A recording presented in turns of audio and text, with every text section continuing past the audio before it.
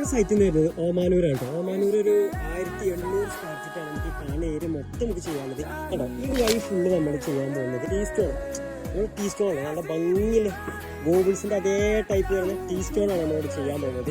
Front full 10-15 നമ്മൾ ചെയ്യുന്നത്. ഏകദേശം നമ്മൾ 2 പണിക്കാരെ വെച്ചാണ്. ഇവിടെ പഴയ കട്ടുണ്ടായിന്, പഴയ കട്ടൊക്കെ എടുത്ത് ഒഴിവാക്കി പെട്ടെന്ന് കാക്ക പറഞ്ഞു 11-ന്റെ ഉള്ളിൽ നമുക്ക് ഈ വർക്ക് ഫുള്ള് ഫിനിഷ് ആക്കണം എന്നാണ് പറഞ്ഞിട്ടുള്ളത്.